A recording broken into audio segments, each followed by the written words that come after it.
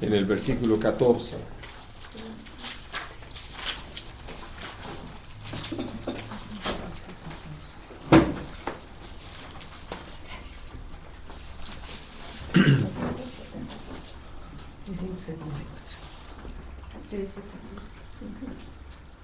Dice, mas ahora tu reino no será duradero.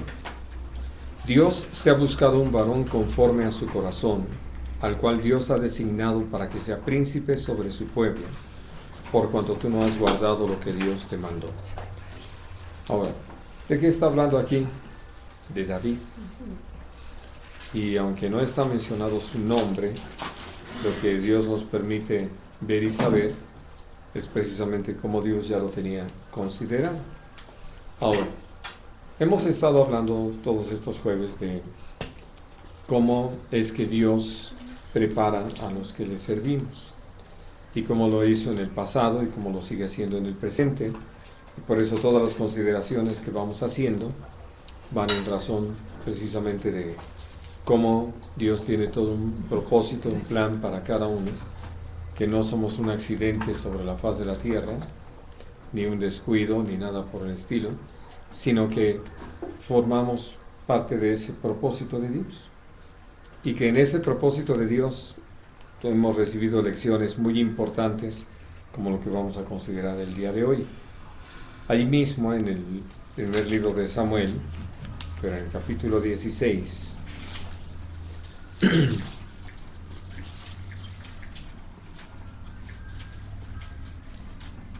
Samuel va para ungir al nuevo rey, como fue la instrucción de parte del Señor. Y entonces se da esta situación que es la que me interesa mucho que podamos aprovechar. Y dice allí en el versículo 10: E hizo pasar Isaí 7 hijos suyos delante de Samuel, pero Samuel dijo a Isaí: Dios no ha elegido a estos. Ahora, me detengo aquí para hacer este comentario. Hablando de la visita de Samuel a la casa de Isaí.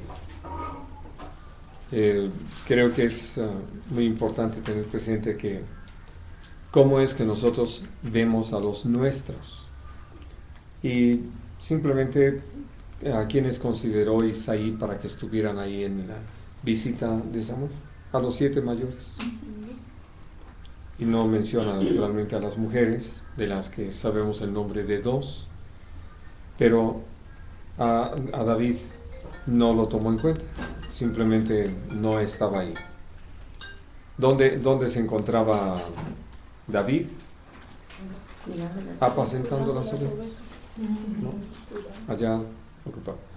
Y bueno, les hago estos comentarios porque nosotros llegamos a tener una idea sobre las personas y aún sus capacidades y posibilidades, y esto nos ha llevado a cometer muchos errores porque nos hemos dejado guiar precisamente por esas características que para nada tienen que ver con ese perfecto plan de parte de Dios, que esto es lo maravilloso, y esto es precisamente lo que el Señor nos enseña. Ahora, entonces le contestó Isaí, ¿no? Entonces dice él respondió: queda aún el menor que apacienta las ovejas.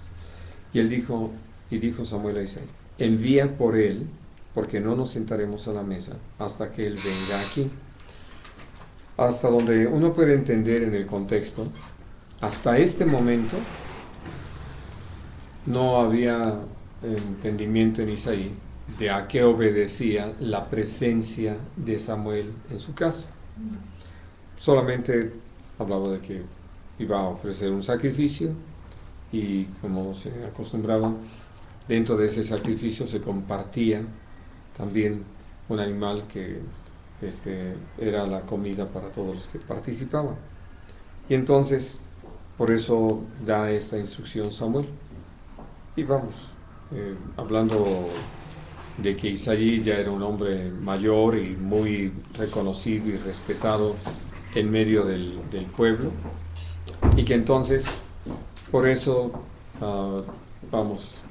había ciertas consideraciones que Isaí podía tomar en cuenta, diciendo que obedecía, que Samuel hubiera escogido estar con él por lo que él representaba allí en Belén. Pero finalmente da esta instrucción y ahí viene. Ahora, dice el versículo 12: envió pues por él y le hizo entrar, y era rubio, hermoso de ojos y de buen parecer. Entonces Dios dijo: levántate y úngelo, porque este es. Y Samuel tomó el cuerno del aceite y lo ungió en medio de sus hermanos. Y desde aquel día en adelante el Espíritu de Dios vino sobre David. Se levantó luego Samuel y se volvió a Ramá. Es decir, ya él había llevado a cabo la tarea que el Señor le había encomendado, no había más que hacer. Y me parece algo muy interesante, sobre todo por esto. Él lo unge, y uno puede decir, pues, no le da más instrucciones a David. Pero lo que David experimenta es algo muy real. Y digo esto porque precisamente dentro de lo que Dios nos ha llevado a vivir como personas, ya como creyentes, y que es lo que nos hace saber cuando alguien realmente ha creído en Cristo Jesús, es cómo se manifiesta la presencia del Espíritu Santo en nosotros y ese cambio que se produce en nuestra vida. Y entonces no estamos nosotros imaginándonos el asunto, sino lo estamos viviendo. Esto que estaba diciendo Ceci hace un rato que en vez de estar leyendo en la Biblia lo de la creación, pues se puso a verla muy directo. Y bueno, disfrutando precisamente de eso. Es decir, puedo repetirlo como lo he mencionado en varias ocasiones. Esa es la voluntad de Dios, que nosotros vivamos lo que es su palabra, que para nosotros se convierta en una realidad. Entonces, uno podría decir, pues no hubo mayor instrucción para David ahora sí, ¿por qué me unge?